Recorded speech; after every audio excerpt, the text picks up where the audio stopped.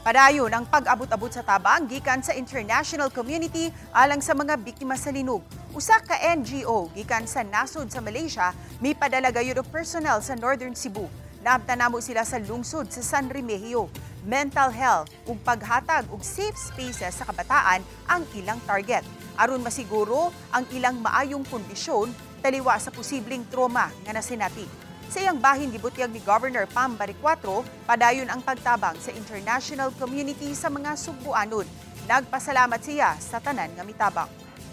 Not only the victims and the families and the children, but also the volunteers. They also gone through the same situations.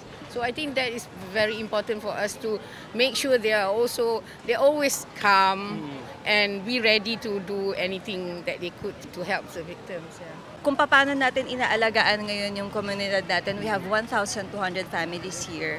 Paano natin sila minimake sure na malakas sa pangangatawan, na ligtas sa sakit. Ganon din yung commitment natin para palakasin yung mental health natin para kaya nating lumaban sa kunang. Yesterday, the Consul General of China was here to hand in check from the private sector, Chinese businesses, diri, and then ni-reach out na sad ang consulate sa Singapore, and I don't have the complete list right now, but ang international community is also helping us. In fact, also Ambassador of the USDI, si Babe Zumoldes, also reached out.